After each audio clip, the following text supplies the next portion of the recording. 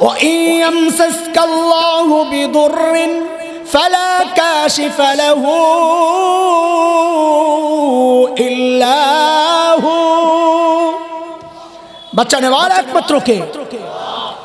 মাজির ওই কথায় হযরত ইকরামার দিল পাল্টায় গেছে। এই জন্য দোস্ত দেখেন, নবী আলাইহিস সালামের দাওয়াত ইকরামা পায়াও মুসলমান হয় নাই, অথচ মাজির ওই ছোট্ট কথায় ইকরামার দিল পাল্টায় গেছে। এই জন্যে ওই রিক্সাওয়ালা, ভ্যানগাড়ি, ঠেলাগাড়ি, ফুটপাতের লোকেরাও দাওয়াতে তাবলীগের মেহনত করে, তাদেরকে নিয়ে তাচ্ছিল্য করো না। বলা যায় না কার কথায় কার হেদায়েত আইসা যায়, বলা তো যায় না। হযরত ইকরামার দিল পাল্টায় গেছে, সাথে সাথে হাত উঠাইছে, আল্লাহর সাথে কথাবার্তা শুরু হয়ে গেছে। কি বললেন? আল্লাহুম্মা লাকা আহদুন ইনা ফাইতানি মিম্মা আনা ফি আন আতিয়া মুহাম্মাদান হাত্তা আদা ইয়াদাইয়া আলা ইয়াদাইহি ফালা আজিদান্নাহু আফুওয়ান গফুরান কারীমা। আল্লাহ, যেই বিপদে আমি পড়ে গেলাম, মালিক যদি এই বিপদ থেকে তুমি আমাকে বাঁচায়া দাও, তোমার সাথে আমার ওয়াদা, আমি এই জায়গা থেকে সরাসরি নবী মুহাম্মাদের কাছে চলে যাব। এখান থেকে যায় আমি নবীর হাতে হাত রাইখা বায়াত করব, মুসলমান হয়ে যাব। আমার বিশ্বাস তিনি আমাকে সরাইয়া দিবেন না, তাড়াইয়া দিবেন না। আমার বিশ্বাস তিনি আমাকে ক্ষমা করে দিবেন, বুকে টেনে নেবেন। আল্লাহর হাবিব সাল্লাল্লাহু আলাইহি ওয়াসাল্লাম নবুয়ত প্রাপ্তির পর গোপনে গোপনে দ্বীনের দাওয়াত দিতেন, গোপনে গোপনে। আল্লাহর পক্ষ থেকে হুকুম আসলো, وأنذر عشيرتك الأقربين।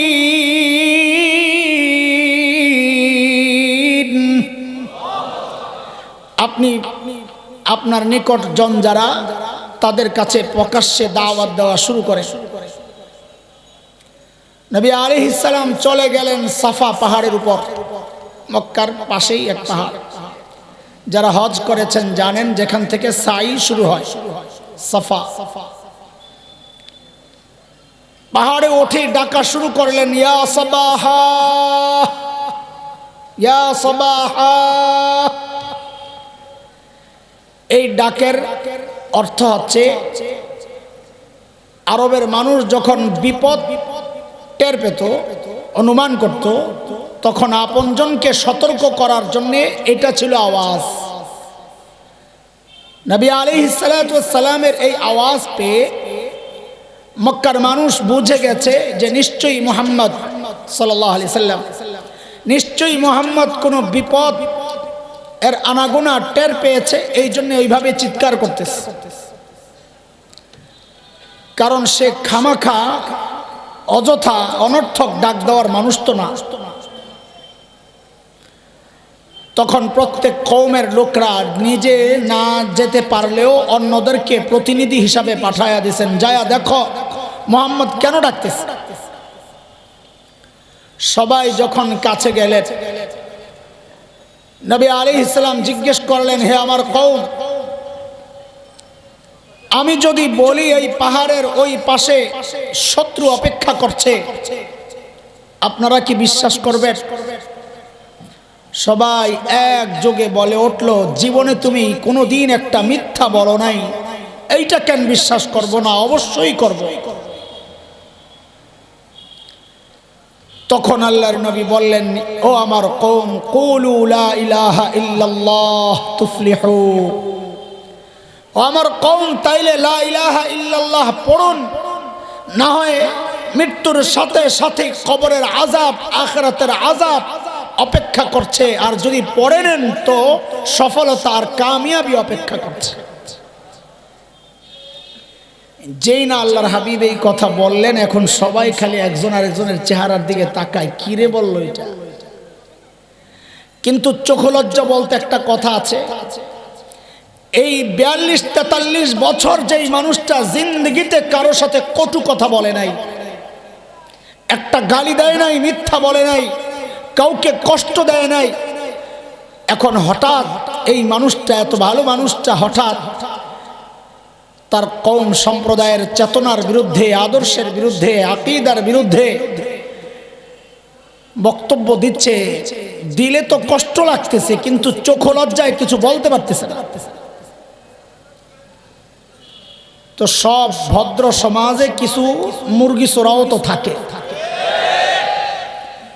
ওই সমাজেও একটা মুরগি চোরা আছে, যার নাম ছিল আব্দুল উজ্জা। কি নাম? আব্দুল উজ্জা। আব্দুল মুত্তালিবের কয়েক ছেলের মধ্যে এই একটা আব্দুল উজ্জা। প্রসঙ্গক্রমে বলে রাখি, নওফলও একটা ছিল আব্দুল উজ্জার ভাই। তোরা ঠিক বললি কি জন্য রে? বলবেন সব বুঝে। আশা আল্লাহ তাআলা খেয়াল করে, আল্লাহ তাআলা ওই আব্দুল উজ্জা যে, মানে আমরা তো চিনি না, অনেকে জানবো না আব্দুল উজ্জা কে, কথা মিলাইতে পারবো না, এই জন্য ভেঙে দেই। আব্দুল উজ্জা হইল আবু লাহাবের নাম। আবু লাহাব ছিল লাল্লু, আবু লাহাব মানি লাল্লু, আবু লাহাব মানি লাল্লু, সোজা কথা। চেহারা ছিল লাল টকটকে, আগুন ঝরে ঝরে অবস্থা। এই এক কারণ তাকে লাল্লু বলার। আরেক কারণ হচ্ছে যেহেতু এই আগুনওয়ালা, আগুনই তার পরিণাম। তো মাজাজে মায়াউল মাদ্রাসাওয়ালারা জানে ভবিষ্যতে যেই জিনিস হওয়া নিশ্চিত, এটা আগের থেকে বলে দেওয়া। এটাকে আমরা বলি আমাদের আরবি যে বাক্যের সৌন্দর্য প্রকাশ করে যে সমস্ত বিষয়গুলো আছে, এর মধ্যে এটা অলংকার শাস্ত্রের ব্যাপার, যেটা মাজাজে মায়াউল বলে ঠাস করে পড়ে গেছে। কি বলে এই কথা তো বলো, ঠাস করে পড়ে গেছে বলে না? আচ্ছা বলেন তো, জিন্দিগিতে এটা দেখাইতে পারবেন ঠাস করে এরপরে পড়ছে না পইরা ঠাস করে? আরে কথা বলেন, পইরা না ঠাস করে? বলে ঠাস করে পড়ছে। আরে ভাই ঠাস তো পরে করে, আগে তো পরে। তো আগে এটারে কেন বললো? পড়ার পরে যেহেতু ঠাস করাটা নিশ্চিত, এই জন্য বলে ঠাস করে পড়ছে।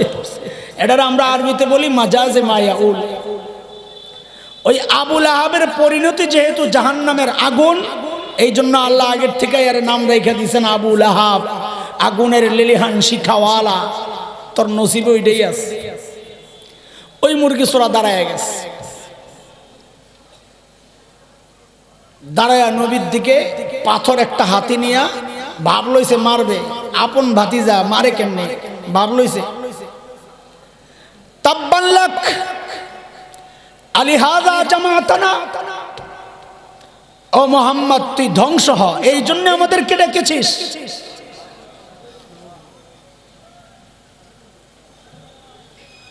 সবাই চুপ, আবু লাহাব দাঁড়ায় গেছে। দুনিয়ার এক নতুন ইতিহাস শুরু হয়ে গেছে। একজন তাওহীদের দাওয়াত প্রকাশ্যে দিয়েছেন, কিয়ামত পর্যন্ত যারা তাওহীদের দাওয়াত দিবেন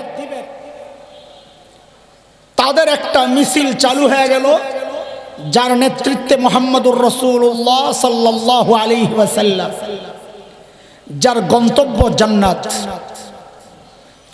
আরেকটা পক্ষ দাঁড়ায় গেল, যেই মিছিলের নেতৃত্বে আবু লাহাব, যারা তাওহীদবাদীদের বিপক্ষে অবস্থান নিয়ে গালাগালি করে, কঠোর হুমকি দেয়, ধমকি দেয়।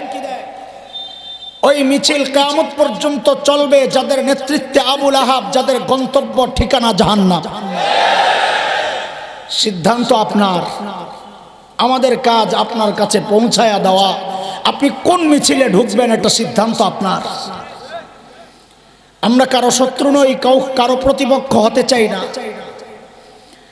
আমাদের ঈমানি জিম্মাদারি এটা আপনার কাছে কথাগুলো পৌঁছায়া দেওয়া। আবু লাহাব পাথর উঠায়া নবীকে মারতে যাবে, মারে নাই। সন্তানকে গালি দিলে মানুষ নিজে গালি খায়, বরদাস্ত করে, কিন্তু নিজের সন্তানকে যদি কেউ আঘাত করে মানুষ বরদাস্ত করতে পারে না। ঠিক নবীর ক্ষেত্রেও তাই ঘটল। আবুল আহাব গালি দিল, আল্লাহ সান্ত্বনা দিলেন, নবী আপনি চুপ থাকেন, আপনার পক্ষ থেকে আবুল আহাবের জবাব আমি আল্লাহ দিয়ে দিচ্ছি। সিস্টেম পাল্টায় নাই। ও মুসলমান, আল্লাহর সিস্টেম পাল্টায় না। সূরা আহজাব খুলে দেখেন আয়াত 62। রব্বে করিম বলেছেন, সুন্নাতাল্লাহিল্লাতী ক্বাদ খালাত মিন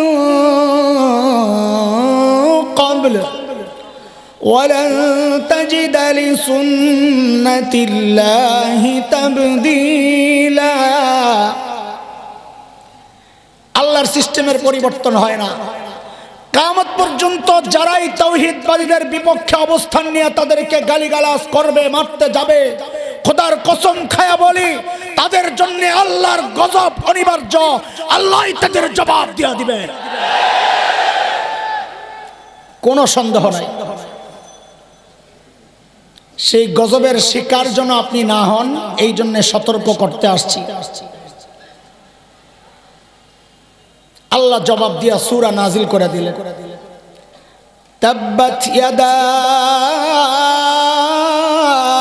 আবি লাহাবি ওয়া তাব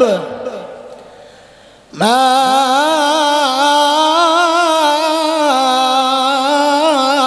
আগনা আনহু মালুহু ওয়া মা কাসাব। আল্লাহ বলেন, আবুল আহাব আমার নবীকে বলেছিস তুই ধ্বংস হ না। আরে শোন, যেই ক্ষমতার বাহাদুরি দেখাও আবুল আহাব, শোন, তাব্বাত ইয়াদা আবি লাহাব, তোর হাতও ধ্বংস হবে, হয়েছে, তুইও ধ্বংস হয়েছিস। তাব্বা অতীতকালের ক্রিয়া, কিন্তু এখনো ধ্বংস হয় নাই। আল্লাহ বলেন ধ্বংস হয়ে গেছে। কেন? ওইটাও মাজাজে মায়াউল, যেহেতু ধ্বংস অনিবার্য, আল্লাহ অতীতকালের ক্রিয়া দিয়েই ব্যক্ত করেছে, ধ্বংস অনিবার্য। সূরা নাজিল হওয়ার পর থেকে আবুল আহাব এমন ভয় পাইছে, ঘর থেকে আর বাইর হয় না, এলাকা ছাড়ে না, যে মুহাম্মদ যেই কথা কইছে রে ভাই, এটা লেগে যাবে। বদরের যুদ্ধের সময় আবু জাহাল বলে, দোস্ত রেডি হন, সাইজ করু মাসকা যায়। কয় দোস্ত তুই যা, আমি যাব না, মুহাম্মদের বদ্ধ আমারে ধরবে। বলে আরে কি বলেন, মান ইজ্জতের ব্যাপার, আপনি লিডার মানুষ, আপনি না গেলে মানুষ বলবে কি? তা আবুল আহাব বলে, আমার গার্মেন্টসের কর্মী আছে, আমি এগরে দিয়ে দিতেছি, লয়ে যা।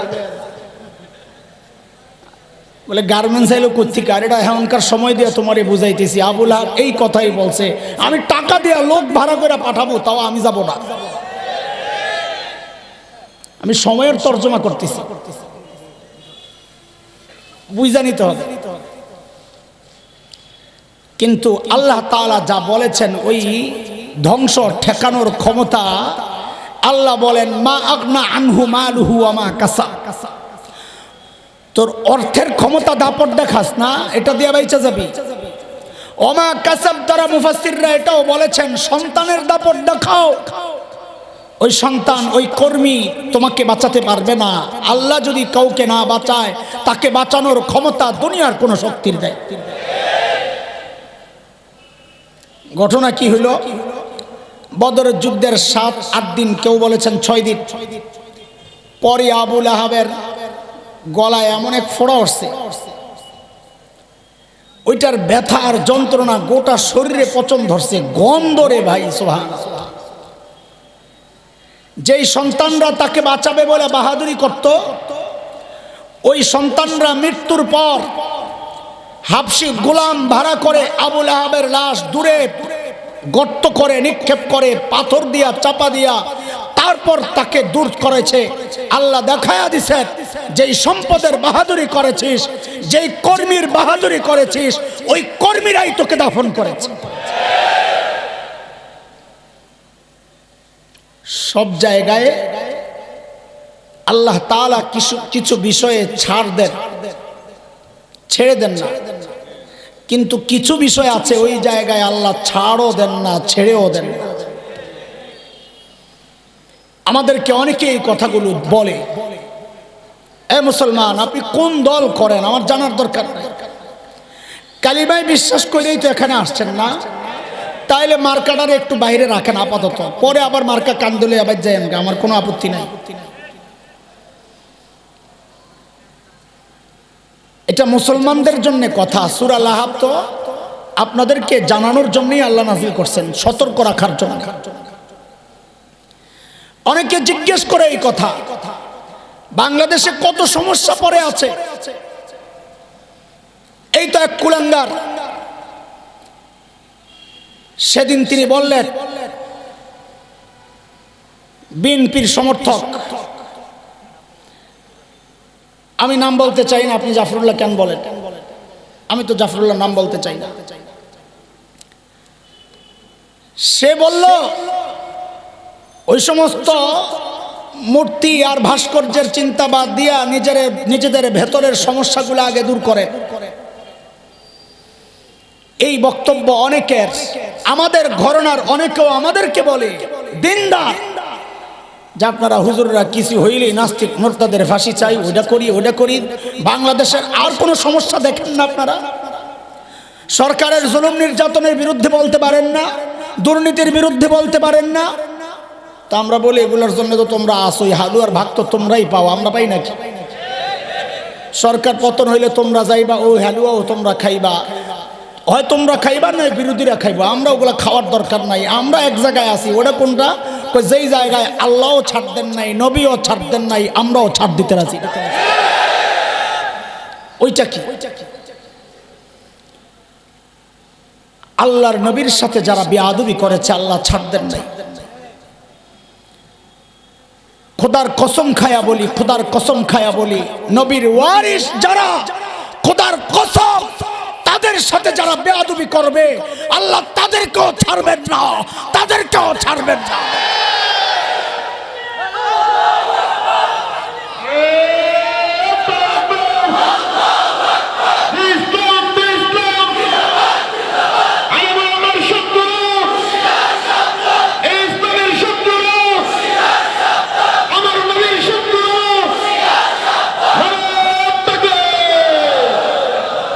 শোনেন, কেন এই বিষয়ে আমরা চুপ থাকতে পারি না? কেন পারি না? কারণ আল্লাহ ছাড় দেন নাই। আপনি কোরআন খুলেন, সূরা তাওবা আয়াত 12-13 পড়ে দেখেন আল্লাহ কি বলেন, একটু পড়ে দেখেন দয়া করে। আপনাদের কাছে মনে হয় বিষয়গুলো আমরা রাজনৈতিক কারণে বলতেছি না, আপনাদের কাছে মনে হয় আমরা কোন দেশের পয়সা খায়া নাচতেছি না, আপনাদের কাছে মনে হয় যে আমরা কোন দলের লেজুর বৃত্তের দালালি করতেছি না। খোদার কসম খায়া বলি, আমরা কাউকে ক্ষমতা থেকে নামানোর আন্দোলন করি না, কাউকে ক্ষমতায় ওঠানোর আন্দোলন করি না। আমাদের একটাই কথা, একটাই উচ্চারণ, আল্লাহর জমিনে আল্লাহর নবীর বেইজ্জতি বরদাস্ত করতে পারবো না, বরদাস্ত করতে পারবো না।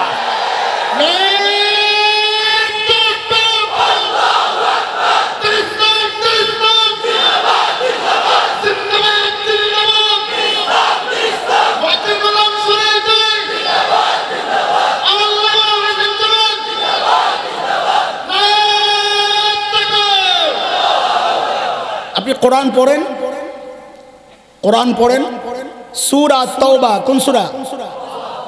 আয়াত 12-13 পড়ে দেখেন না, তাফসীর পড়ে দেখেন আল্লাহ কি বলেছেন শুনেন। মালিক বলতেছেন, وَإِنَّ نَكَثُوا أَيْمَانَهُمْ مِنْ بَعْدِ عَهْدِهِمْ وطعنوا في دينكم فقاتلوا أئمة الكفر إنهم لا أيمان لهم لعلهم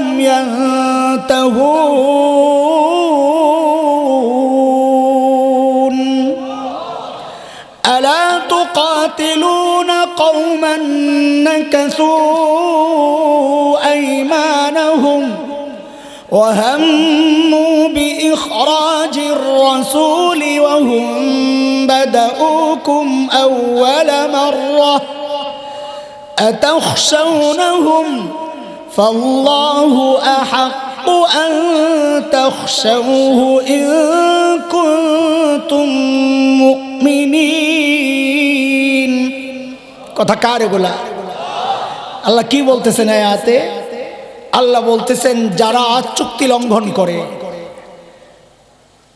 অতানু ফি দীনিকুম, ছোট্ট কথা দিয়ে শেষ করি, যারা দিনকে নিয়ে কটাক্ষ করে, দিনের কথা বলার কারণে আলেমকে গালি দেয়, যারা নবীকে নিয়ে তাচ্ছিল্য করে, দাড়িকে নিয়ে তাচ্ছিল্য করে, টুপি নিয়ে তাচ্ছিল্য করে, পর্দা নিয়ে তাচ্ছিল্য করে, আল্লাহ বলেন তাদের একটাই শাস্তি, ফাকাতিলু আইম্মাতাল কুফর, এদেরকে হত্যা করো। সিদ্ধান্ত কার? ইন্নাহুম লা ঈমান লাহুম, এদের সাথে কোনো আপোষ চলবে না। সিদ্ধান্ত কার? আল্লাহ বলেন কিরে তুই দেখি একটু ভয় পাইতেছিস মনে হয়, আতাখশাউনাহুম, এগরে ভয় পাস, ভারতে ভয় পাস, ইসরায়েল ভয় পাস, আমেরিকা ভয় পাস। আল্লাহ বলতেছেন শুন শুন, যদি মুমিন হয়ে থাকস ফাল্লাহু আহাক্কু আন তাখশাউ, ভয় কেবল আল্লাহকেই পাইতে হবে, কাউকে ভয় পাওয়ার দরকার নাই। শেখ ওমর মুখতার রহমতুল্লাহ আলাই, বিখ্যাত বিপ্লবী লিবিয়ার, লোকেরা এসে বলল হযরত এলাকা ছাড়া লাগবে। বলে কেন? বলে দখলদাররা সিদ্ধান্ত নিয়েছে বম্বিং করে গোটা এলাকা তামা তামা করে দিবে, আমাদের তো বিমান বিধ্বংসী অস্ত্র নাই, আমরা বাঁচবো কিভাবে, চলেন চলে যাই। শেখ ওমর মুখতার বিপ্লবী কি ইমান দীপ্ত জবাব দিয়েছেন একটা প্রশ্নের আদলে। তিনি জিজ্ঞেস করতেছেন আচ্ছা বলো তো তাদের বোমারু বিমানগুলো কি অনেক শক্তিশালী? তো যিনি খবর পৌঁছিয়েছেন তিনি বলেন হ্যাঁ অনেক শক্তিশালী। তো জিজ্ঞেস করতেছেন কত শক্তিশালী? ওই বিমানগুলা আরশের উপরে দেয়া যায় না আরশের নিচে দেয়া যায়? আল্লাহু আকবার। তো যে খবর নিয়ে আসতে হাসতেছে, কি বলেন হযরত, কোথায় আরশ, কোথায় সাত আসমান, কোথায় মহাশূন্য, এর কত নিচে দিয়ে বিমানগুলা যায়? কয় থুরো, তাইলে ভয় পাইয়া লাগছে।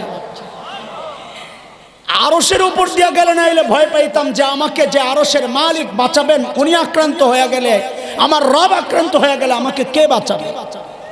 যেহেতু আরশের নিচে দিয়েই যাবে তো আমার রব তো জায়গা মতোই আছে, তো আমার ভয় পাওয়ার দরকার কি? তিনি মূলত সূরা আত-তাওবার শেষ আয়াতের তরজমা করেছেন।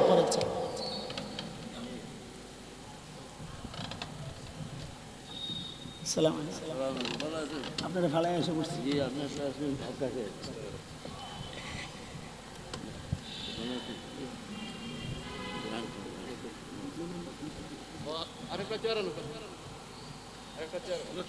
আলহামদুলিল্লাহ। আরে আলহামদুলিল্লাহ বললেন না? হ্যাঁ আপনারা তো মানুষ, আপনাদের কাছে বুজুর্গ কখন হয়? মরার পরে, ঠিক না?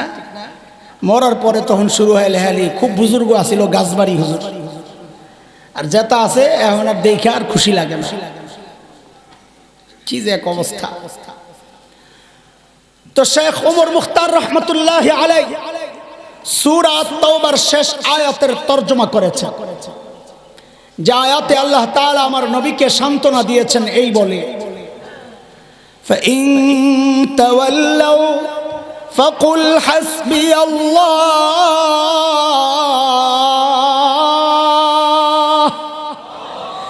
লা ইলাহা ইল্লাহু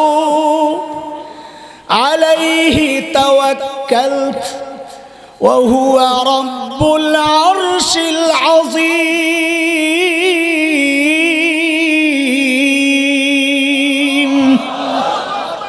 নবী আপনি জানায়া দেন গোটা দুনিয়ার মানুষ আমার বিপক্ষে চলে যাক, কিচ্ছা ধ্বংস হয়েছে।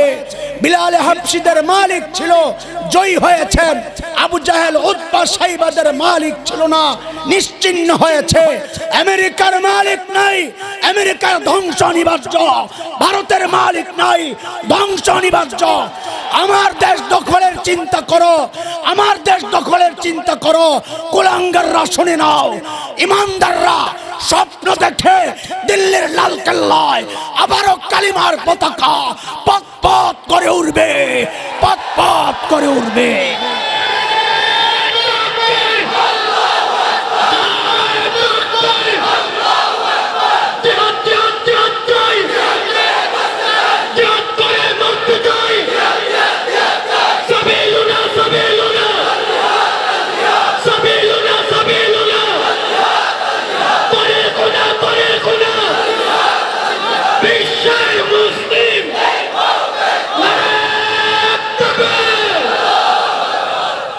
আল্লাহ এই কথাই বলছেন, আতাখশাউনাহু, এদেরকে ভয় পাস? যদি ইমানদার হয়ে থাকো, ফাল্লাহু আহাক্কু আন তাখশাউ, ভয় পাইতে হবে কাকে? আরে কাকে? যার মালিক আছে তার কোনো চিন্তা নাই ইনশাআল্লাহ। আল্লাহ ছাড় দিয়েছেন। এই আয়াত কি বলে? আল্লাহ ছাড় দিয়েছেন, ছেড়ে তো দিবেনই না, ছাড়ও দেন নাই। নবীর কি অবস্থা? রহমতের নবী, কলিজা ভরা মায়া আর ভালোবাসা। আল্লাহর মায়া আর দয়ার যতগুলো শব্দ আছে এর অধিকাংশগুলোই আল্লাহ নবীর শানেও ব্যবহার করেছেন। এত মায়া। লাকাদ জাআকুম রাসূলুম মিন আনফুসিকুম আজিজুন আলাইহি মা আনিতুম হারিসুন আলাইকুম বিল মুমিনিনা রাউফুর রহিম। আজিজ, রাউফ, রহিম। আমার নবীকে আল্লাহ বলেছেন এত দয়া, এত দয়া আমার নবীর কলিজার ভেতরে। অথচ এই জায়গায় নবীর ভূমিকা কি? ও মুসলমান, সুশীল সাজো, সুশীল সাজো, আমাদেরকে নসিহত করো না। এই জায়গায় রহমতের নবীর ভূমিকা কি? চলো ইতিহাস দেখো। মক্কা বিজয়ের সময় রহমতের নবী বিজয়ী মুহাম্মদ সাল্লাল্লাহু আলাইহি সাল্লাম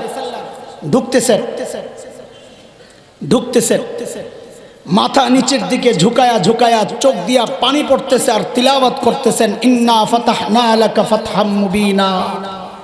আল্লাহ এই জয় আপনার, আমার সামর্থ্য ছিল না। রহমতের নবী যখন ঢুকেন, কাফেরদের মধ্যে আতঙ্ক, আমাদেরকে শেষ করে ফেলবে। 313 জন দিয়েই যেই মাইর দিছে, এখন 10,000। এখন তো অবস্থা আরো কাহিল, আমগো নেতাডিও মইরা শেষ। কিন্তু রহমতের নবী ঢুইকাই বললেন, ভয় পাইও না, ভয় পাইও না, লা তাসরিবা আলাইকুমুল ইয়াউম, প্রতিশোধ নাই, মাফ, যাও মাফ, ভুলে গেলাম সব। তবে শর্ত আছে। কি শর্ত? মান দাখালাল মাসজিদাল হারাম ফাহুয়া আমিন, মসজিদ হারামে যে ঢুকবে সে নিরাপদ। মান দাখালা দার আবি সুফিয়ান ফাহুয়া আমিন, আবু সুফিয়ানের ঘরে যে ঢুকবে সে নিরাপদ। মান আগলাকা বাবাহু ফাহুয়া আমিন, নিজের ঘরের দরজা বন্ধ করে ভেতরে চুপচাপ বসে থাকবে, সেও নিরাপদ। শুধুমাত্র মালাউনদের ক্ষমা নাই। ঠিক বুঝা বলছস না, না বুঝা আল্লাহই জানে। কাদের ক্ষমা নাই? মালাউন মানে হিন্দু। বলেন, আমাদের অনেক ভাইরা এই ভুলটা করেন। হিন্দু মালাউন মানে মনে করে হিন্দু, হিন্দুদেরকেও মালাউন বলে অনেকে, এটা ভুল। কোরআন তা বলে না। এই কোরআন মতোই আমাদের কথা বলা লাগবে। কোরআন মালাউন বলছে কারে? সূরা আহজাব আয়াত 57 খুলে দেখেন, কোরআন মালাউন কারে বলছে। ইন্নাল্লাযীনা ইউযুনাল্লাহা ওয়া রাসূলাহু লা'আনাহুমুল্লাহু ফিদ দুনিয়া ওয়াল আখিরাহ ওয়া আ'আদ্দা লাহুম আযাবাম মুহিনা। আল্লাহ আল্লাহর রাসূলরে যে কষ্ট দেয় ওইটা হইল মালাউন। তিনি যদি বড় লম্বা দাড়িওয়ালা হন, যদি আল্লাহর রাসূলরে কষ্ট দেয় ওইটাও মালাউন।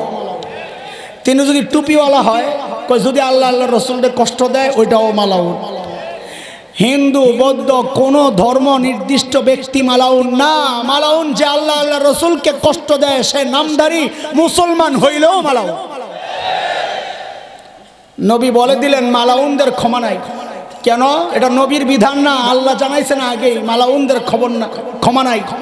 সূরা আহজাব আয়াত 61-61 আল্লাহ জানায় দিয়েছেন মালাউনদের ক্ষমা নাই। কি শাস্তি? আল্লাহ বলেন মালউনিনা আইনামা সুকিফু উখিযু ওয়া কুতিলু তাকতিলা। মালাউন যেখানেই পাওয়া যাবে ধৈরাই হত্যা করতে হবে। সিদ্ধান্ত কার? হ্যাঁ, আপনারা আবার যাইয়া নিজেরাই মারা শুরু করেন না। এটা যারা আমির নেতৃত্বে যারা থাকবেন এটা তাদের জিম্মায়। এই জন্য আমরা দাবিটা তাদের কাছে করি। এটা আমাদের কাজ না।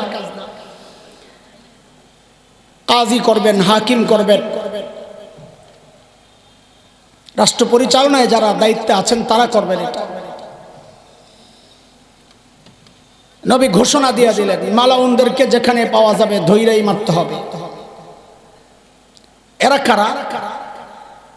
শেখ ইবনে তাইমিয়া রাহমাতুল্লাহি আলাইহির বিখ্যাত কিতাব আস-সারিমুল মাসলুল আলা শাতিমির রাসূল, রাসূলকে গালি দিলে কি শাস্তি, এই বিধান যিনি বিস্তারিত লিখেছেন শেখ ইবনে তাইমিয়া রাহমাতুল্লাহি আলাইহি, তিনি ওই কিতাবের মধ্যে 15 জনের নাম উল্লেখ করছেন যে নবী নাম ধরে ধরে বলেছেন এদেরকে এদেরকে এদেরকে যেখানে পাওয়া যাবে ধৈরাই হত্যা করতে হবে। কয়জন? এই 15 জনের পুরা হিস্টোরি আমি পড়ছি, পয়রা দেখছি। এই 15টা মিডিয়া কর্মী বেশিরভাগ কি কথা কয় না। আপনি ইতিহাস পড়ে দেখেন, বেশিরভাগই নর্তকী, গায়ক গায়িকা অথবা কবি, সাংস্কৃতিক কর্মী আর কি। বেশিরভাগ এই সাংস্কৃতিক কর্মী। ওই ধারা চালু আছে, তাই না? কয়টা 15টা।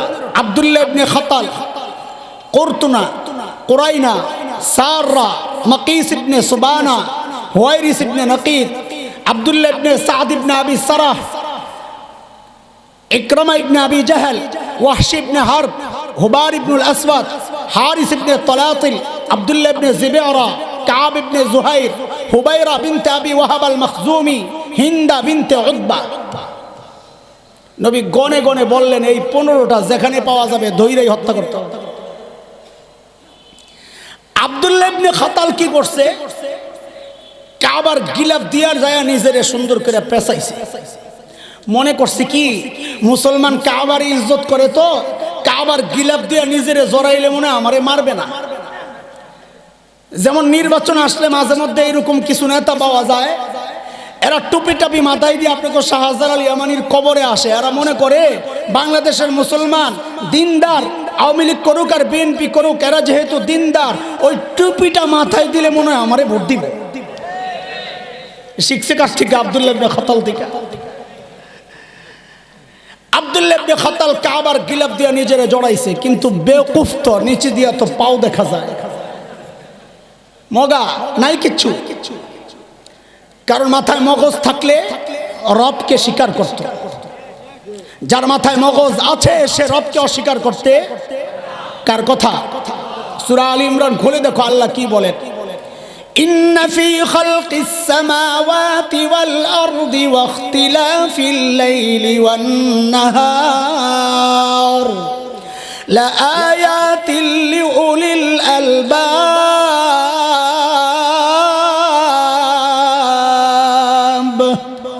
যার মাথায় মগজ আছে সে তার রবকে চিনে। বলে নাস্তিক বিজ্ঞানীগুলার মাথায় মগজ নাই? বলে মগজ না, এগুলা সব ডিজিটাল গোবর। আব্দুল্লাহ ইবনে খাতালের বডি তো ঢাকছে, পাও তো দেখা যায়। বেওকুফ মুরব্বী হুজুর দুইজন দুই পাশে, আমারে খালি থাপ্পড় না দিলেই হয়। চা খাইতেছে, এখন দিতে পারবো না, আমি এই মাসের একটা গল্প কইয়ালাই বুঝানোর জন্য। নতুন বউ শ্বশুরের সামনে ভাত খাইতে বসছে, তো আমাদের অঞ্চলে পিড়া বলে, পিড়া, ছোট্ট পিড়া, পিড়ির মধ্যে বসে, কি বলে রে,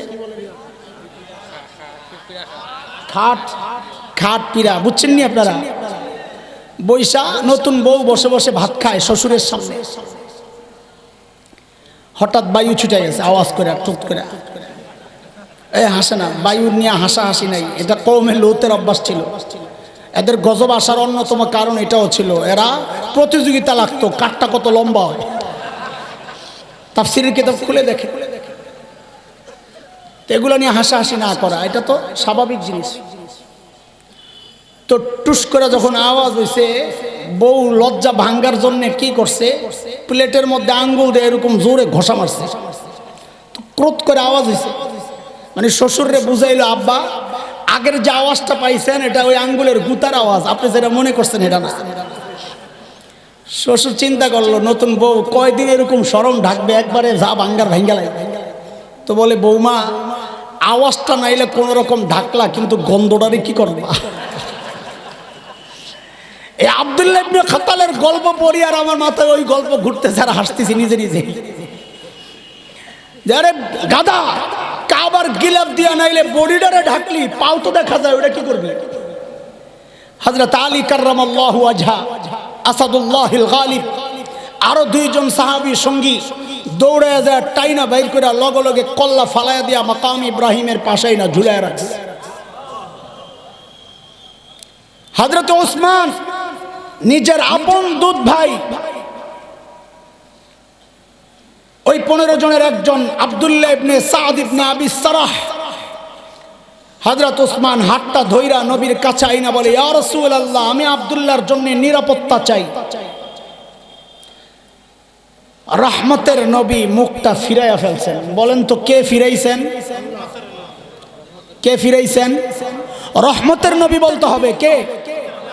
কেন বলছি যে এই বিষয়টা কত জঘন্য, যে রহমতের নবী তার জামাতা, তার দুধ ভাই কোন নিরাপত্তা দেন নাই, মুখ ফিরাইয়া ফেলছেন।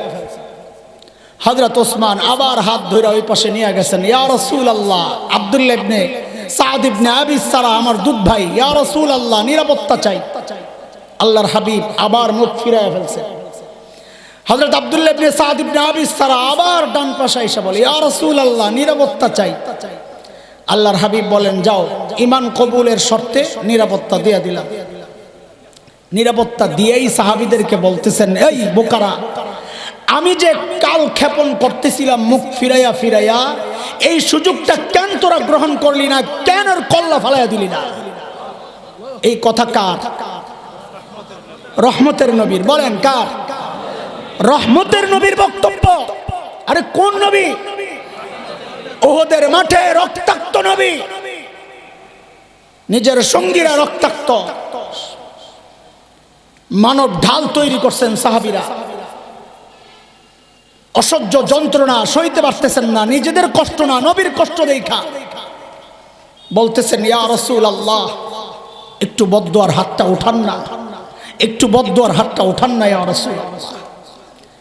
আল্লাহর হাবিব হাত উঠাইছেন, সাহাবায়ে কেরাম খুশি, এখন বদদুয়া হবে, সব ধ্বংস হয়ে যাবে। রহমতের নবী হাত উঠাইয়া বলতেছেন, আল্লাহ, এরা বুঝে না, এদেরকে হেদায়েত দিয়ে দাও। এই জন্যই কবি কি চমৎকার বলেছেন, জো আসি কো কমলি মে আপনি ছুপা লে, जो जख्म खाकर भी दुश्मन को दुआ दे, उसे और क्या नाम देगा ज़माना, वो रहमत नहीं है तो फिर और क्या है। ওই রহমতের নবী বলেন, কেন কল্লা ফলাইয়া দিলি না? বিষয়টা কত কঠিন। রহমতের নবী এই জায়গায় ছাড় দেন নাই। সাহাবায়ে কেরাম তো হতাশ হয়ে গেছেন, ইয়া রাসূলুল্লাহ, এই কারবার তা আপনি একটু চোখ দিয়ে ইশারা দিলেন না কেন, জোরে সাইজ কর। আমার নবীর আখলাক। নবী বলেন, আরে বলো কি, আমি নবী, নবীর শান না চোখের ইশারায় কথা বলা। নবীরা যা বলেন তো সরাসরি বলেন। নবীর ওয়ারিসরা তোমাদের রাজনীতির এই মার প্যাচ বুঝি না আমরা, এই জন্য যা বলি তো ডাইরেক্ট বলি, কথা কন। ওই রাজনীতির প্যাচ পুষ বুঝি না আমরা। ওই 15টার হিস্টোরি বললে তো রাত শেষ হয়ে যাবে। হাই হাই, আমার তো গাড়ি ধরতে হবে। কিরে তোরা কিছু বলস না কেন? চুপচাপ বয়ে রইছিস, গাদা কথা। আর একটা শুনে, ইকরামা ইবনে আবি জাহেল রাদিয়াল্লাহু আনহু, ওই 15 জনের একজন, এখন তো রাদিয়াল্লাহু বলি। ইকরামা ইবনে আবি জাহেল ভাগছে ইয়ামানের দিকে। একটা নদী পড়ছে, নদী, নৌকায় উঠছে, এর মধ্যে ঝড় তুফান শুরু হয়েছে। তাহারে মরুভূমির মানুষ, এরা কি আর সাঁতার জানে? পানিতে জীবনে নাইমা দেখে নাই। তা এখন তো শুরু করছে, ও ভগবান বাঁচাও, ও লাত ওজ্জা মানাত হুবাল সব দোয়া শুরু করছে। নৌকার মাঝি বলে কাজ হবে না। বলে কেন? বলে এই জায়গায় স্থলে যিনি বাঁচানে ওয়ালা, এই জায়গাও সেই এক আল্লাহই বাঁচানে ওয়ালা, আর কেউ বাঁচাইতে পারবে না। বাঁচানে ওয়ালা কে? জোরে বলেন। আমাদের পদ্মার ওই পারের বহুরসিওয়ালা একজন পীর সাহেব আছে। ওই পীর সাহেবের বইয়ের মধ্যে আছে, আমার মুরিদ যদি বিপদে পড়ে, এমনকি আমার মুরিদের আত্মীয় স্বজনও যদি বিপদে পড়ে, তাকে বাঁচায়া দেওয়ার ক্ষমতা আমি রাখি। লা হাওলা ওয়ালা কুওয়াতা ইল্লা বিল্লাহ। ঈমান থাকবে। বাঁচানে ওয়ালা একমাত্র কে? কার কথা? ওয়া ইয়ামসাসকাল্লাহু বিদুররিন ফালা কাশিফা লাহু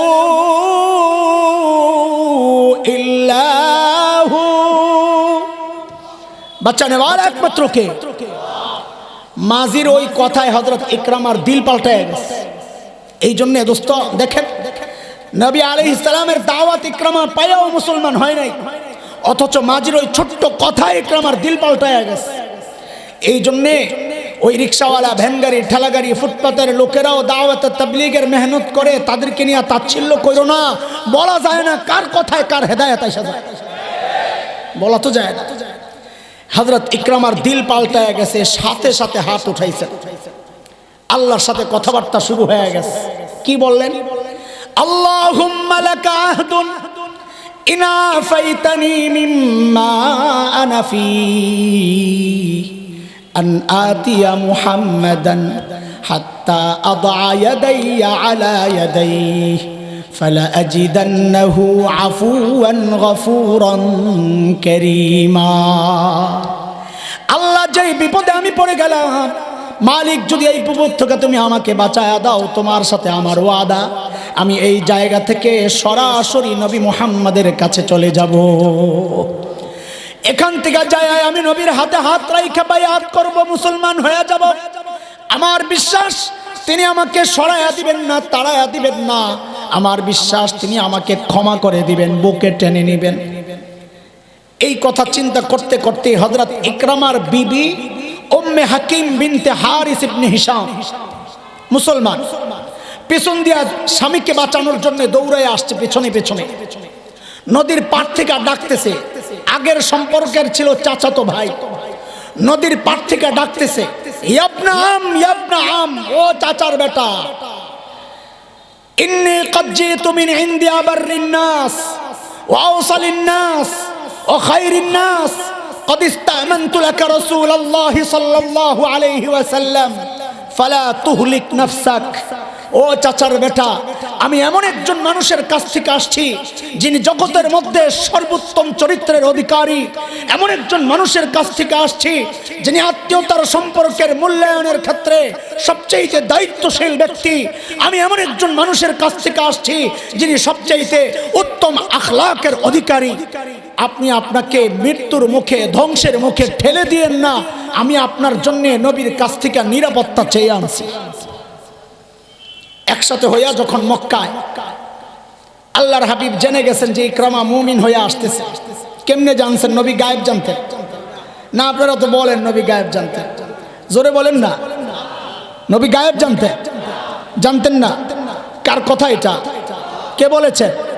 আপনি কোরআন খুলে দেখেন, সূরা আরাফ আয়াত 188 188 9 নম্বর পারা হাফিজে কোরআন শরীফ খুললে 14 নম্বর পৃষ্ঠা প্রথম লাইন প্রথম আয়াত খুলে দেখেন মালিক কি বলে قل لا أملك لنفسي نفعا ولا ضرا إلا ما شاء الله ولو كنت أعلم الغيب لاستكثرت من الخير নবী বলেন আমি যদি গায়েব জানতাম বহু ভালো কিছু অর্জন করতে পারতাম আমি আর এত বিপদে পড়ি না মানে কি নবী গায়েব জানতেন তো নবী টের পাইছেন ওহির মাধ্যমে সাহাবায়ে কেরাম হযরত ইকরামারে তো মারতে পারবে না নবীর আশঙ্কা এই সুবনা আবার ইকরামার বাবা আবু জাহেল রে গাইলাইয়া উঠায় তো ইকরামা কষ্ট পাবে না বাবারে গালি দিলে তো নবীর আখলাক দেখেন আমার নবীর আখলাক আল্লাহু আকবার আমার নবী সাহাবায়ে কেরামকে বলতেছেন ইয়াতিকুম ইকরামা মুমিনা ফালা তাসুব্বু আবাহু ফাইন্না সাব্বাল মাইয়িত ইউজিল হাই এই শুনো শুনো ইকরামা কিন্তু মুমিন হয়ে আসতেছে খবরদার তোমরা ইকরামার বাবা আবু জাহেলকে কিন্তু গালি দিও না কেন কারণ মৃত ব্যক্তিকে গালি দিলে তার জীবিত আপনজনের কলিজায় লাগে আমার নবীর এই ছোট্ট একটা বক্তব্যের উপর যদি বর্তমান রাজনৈতিক দলগুলো আমল করা বিএনপির যারা আছে জিয়াউর রহমানের অনুসারী যারা আছে তারা যদি বঙ্গবন্ধুকে নিয়ে কটূক্তি করা বন্ধ করে দিত বঙ্গবন্ধুর অনুসারী যারা আছে তারা যদি মরহুম জিয়াউর রহমানকে নিয়ে কটূক্তি করা বন্ধ করে দিত খোদার কসম খায়া বলি আল্লাহর নবীর এই ছোট্ট একটা কথার উপর যদি আমল করত তাদের আপোষের অনেক দূরত্ব কমে যেত যাই হোক আমি আর বাকিগুলোর হিস্টোরি বললাম না কি বুঝলেন রহমতের নবী এই জায়গায়ও আপোষ করেন নাই এই জায়গায় কোনো আপোষ আপনার মনে হয় রহমতের নবীর চেয়ে বেশি দয়া সুশীলগিরি দেখান না আপনার মনে হয় রহমতের নবীর চেয়ে বেশি মায়া উম্মতের জন্য রহমতের নবী এই জায়গায় ছাড় দেন নাই এই জন্যই তো 2013-তে আল্লামা আহমদ শফি নওয়ারাল্লাহু মারকাদা চলতে পারেন না এতদিন কিচ্ছু বলেন নাই হাদিসের মসনদে বসেছিলেন খানকায় বসেছিলেন যেই তিনি দেখলেন আল্লাহর নবীর ইজ্জত এই জমিনে ভুলুণ্ঠিত হচ্ছে তিনি বরদাস্ত করতে পারলেন না ডাক দিলেন নবীর ইজ্জত রক্ষার আন্দোলন গোটা বাংলাদেশের আওয়ামী লীগ বুঝি না বিএনপি বুঝি না জামাত জাতীয় পার্টি সব দল নির্বিশেষে অংশগ্রহণ করলেন গোটা বাংলাদেশে আওয়াজ উঠলো এই আওয়াজ আজও অব্যাহত রাখতে চাই সামনেও অব্যাহত রাখতে চাই কিসের আওয়াজ আওয়াজ একটাই অন্য কোনো কথা মানতে চাই না এই জমিনে হিন্দু থাকবে বৌদ্ধ খ্রিস্টান মগ পুরাং গারো চাকমা কোকিল সাঁওতাল টিপরা সব থাকতে পারবে শুধু দুই শ্রেণীর মানুষ থাকতে পারবে না যারা আমার দেশের স্বাধীনতায় বিশ্বাস করে না মানচিত্রে বিশ্বাস করে না আরেক শ্রেণী হচ্ছে যারা আল্লাহর নবীকে গালি দেয় তাদেরকে এই জমিনে থাকতে দেওয়া হবে না একটাই শাস্তি চাই মৃত্যুদণ্ড চাই মৃত্যুদণ্ড চাই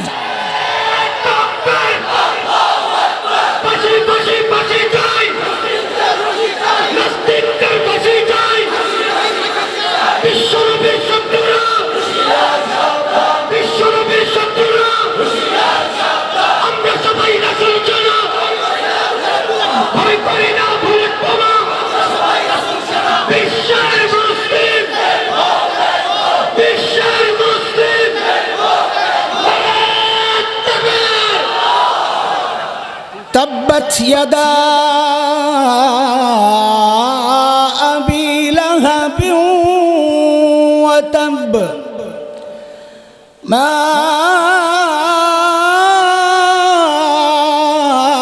أغنى عنه ماله وما كسب এই বছর এই দুই আয়াত করলাম আগামী বছর দাওয়াত চাইতেছি না মাফ চাই দুই আয়াতের তাফসীর করলাম যদি আল্লাহ সিলেট আবার কখনো আনে মাজার জিয়ারতের জন্য বাকিগুলোও করবো ইনশাআল্লাহ।